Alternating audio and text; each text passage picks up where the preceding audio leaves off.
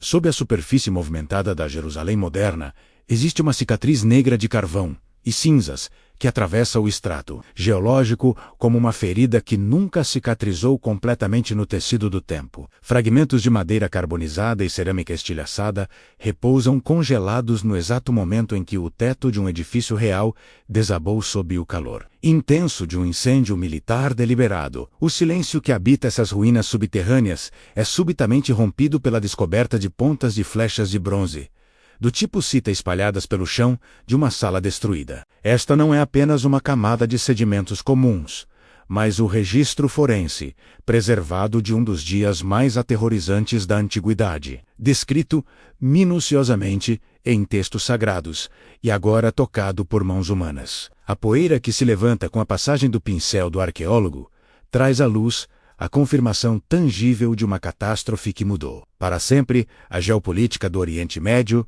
e o destino de uma nação. A narrativa bíblica descreve o exército babilônico rompendo as muralhas e incendiando a cidade. Mas por séculos essa descrição foi analisada apenas como teologia, até que a Terra decidiu falar. Estamos diante de um cenário de crime preservado por milênios, onde a vítima é uma cidade inteira, e a arma do crime foi o fogo estratégico ordenado por um império que buscava domínio total. As escavações na encosta leste da cidade de Davi, especificamente na área conhecida como estacionamento Givate, trouxeram à tona evidências que correlacionam a destruição física com a precisão dos relatos proféticos de Jeremias. Ao analisar a composição do solo, os pesquisadores identificaram uma camada de destruição massiva, datada inequivocamente do ano 586 a.C., coincidindo com o cerco de Nabucodonosor. O que torna esta descoberta perturbadora é a presença de artefatos do cotidiano, como joias e selos administrativos, abandonados às pressas ou perdidos no caos da invasão, sugerindo uma interrupção violenta da vida normal. Entre os escombros, a descoberta de uma bula ou selo de argila com nomes hebraicos legíveis. Conecta a arqueologia diretamente aos personagens que transitavam pelos corredores do poder pouco antes da queda. A presença de pontas de flechas de 3 aletas, características dos mercenários citas que lutavam ao lado dos babilônios, oferece uma corroboração tática militar que valida a descrição da força invasora, vinda do norte. Jeremias, o profeta que caminhava por aquelas mesmas ruas, alertava incessantemente sobre o perigo iminente, utilizando uma linguagem que muitos consideravam derrotista ou traidora diante do nacionalismo da época. A arqueologia não busca provar a fé, mas quando a picareta atinge a camada de cinzas do século VI a.C., ela estabelece um diálogo irrefutável entre o texto preservado e a realidade material desenterrada. A estrutura política de Judá, que se acreditava invencível devido à proteção divina e às alianças com o Egito, desmoronou fisicamente, e os restos dessa queda estão visíveis nas pedras calcindas pelo calor extremo. É fascinante observar como a geopolítica antiga dependia de rotas comerciais e zonas de influência, transformando Jerusalém em um peão cobiçado entre os impérios da Mesopotâmia e do Nilo, o rei Zedequias. Ignorando os avisos geopolíticos e espirituais,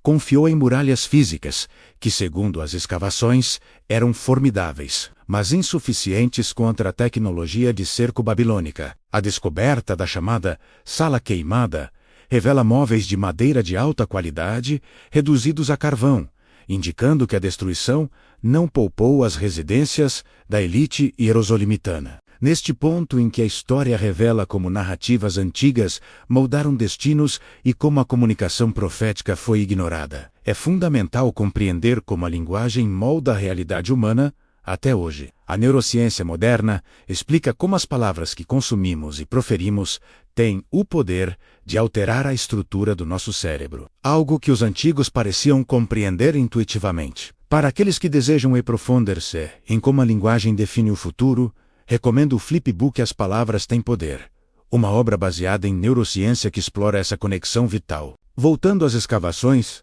a análise dos detritos sugere que o incêndio não foi acidental, mas iniciado sistematicamente em pontos estruturais-chave para garantir o colapso total dos edifícios públicos. O historiador Flávio Josefo, escrevendo séculos depois, e o Livro de Reis oferecem perspectivas que agora se alinham com a datação por radiocarbono dos restos orgânicos encontrados no local. A ausência de restos humanos massivos na camada de destruição sugere que muitos foram levados ao exílio, corroborando a narrativa bíblica da deportação para a Babilônia, o início da diáspora. O famoso selo de Natamelok, servo do rei, encontrado na mesma área, prova que a burocracia descrita na Bíblia operava exatamente naquele local antes de ser silenciada pelo fogo. Essa evidência epigráfica é um dos elos mais fortes entre o texto e a terra, pois coloca um nome específico, mencionado apenas uma vez nas Escrituras,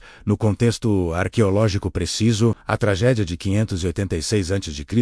não foi apenas o fim de uma monarquia, mas o nascimento de uma nova consciência teológica que sobreviveria sem templo e sem terra, baseada na palavra escrita. As escavações revelam que a cidade foi sistematicamente nivelada, uma tática de guerra psicológica destinada a apagar a esperança de retorno, algo comum na política de terror dos impérios mesopotâmicos. No entanto, a própria preservação dessas camadas de destruição permitiu que a história fosse contada novamente, ironicamente, protegendo os artefatos sob o entulho que deveria tê-los aniquilado. A Torre Israelita, uma fortificação maciça descoberta no bairro judeu, mostra a espessura das defesas que foram superadas, ressaltando a magnitude da força militar aplicada contra a cidade. Estudos recentes sobre o magnetismo das rochas queimadas permitem aos cientistas reconstruir a intensidade do campo magnético da Terra naquele momento exato, usando a tragédia como um dado geofísico. A convergência entre a arqueologia bíblica e a ciência forense moderna transforma cada fragmento de cerâmica em uma testemunha ocular de um julgamento histórico que atravessa milênios. O profeta Ezequiel, contemporâneo aos eventos, descreveu o cerco com detalhes gráficos, que agora encontram eco na distribuição espacial dos detritos de guerra ao redor da antiga muralha. A lição que emerge da terra queimada de Jerusalém é que a segurança baseada apenas em força militar e alianças políticas é frágil. Diante das grandes movimentações da história e da justiça divina, as cinzas da cidade de Davi não são apenas resíduos de combustão, mas a materialização de uma advertência ignorada. Um monumento subterrâneo, a soberba humana e suas consequências. Onde antes havia palácios adornados com marfim, a arqueologia encontrou apenas o vazio preenchido por terra e a memória persistente de uma promessa de destruição, que se cumpriu integralmente. A restauração posterior da cidade, décadas depois, foi construída sobre esses escombros, criando uma estratigrafia que serve como um livro de páginas de pedra, onde cada camada conta uma era. Hoje, ao caminhar pelas ruas da Jerusalém moderna, poucos percebem que metros abaixo de seus pés jaz a prova física de que impérios caem e profecias, por mais duras que sejam, possuem peso histórico. A conexão entre o passado remoto e o presente é inegável, pois as mesmas tensões geopolíticas e a luta pela soberania continuam a ecoar nas colinas da Judéia, como se a história operasse em ciclos. O estudo dessas ruínas nos força a uma humildade intelectual, reconhecendo que civilizações complexas e poderosas podem desaparecer em um único dia de fúria, deixando apenas cacos para contar sua glória. A evidência não exige fé para ser vista,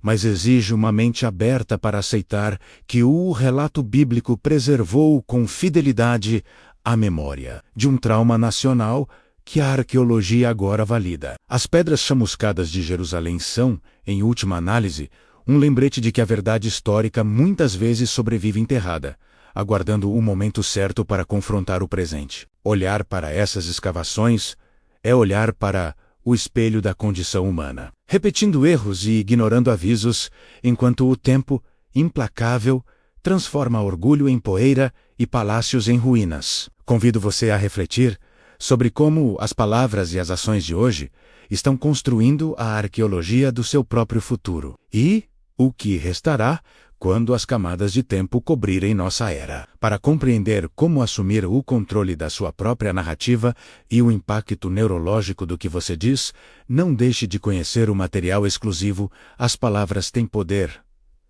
No link A seguir, a história não é apenas o que passou, mas o alicerce oculto sobre o qual caminhamos hoje. E as vozes daqueles que viveram a queda de Jerusalém ainda ecoam através da ciência arqueológica.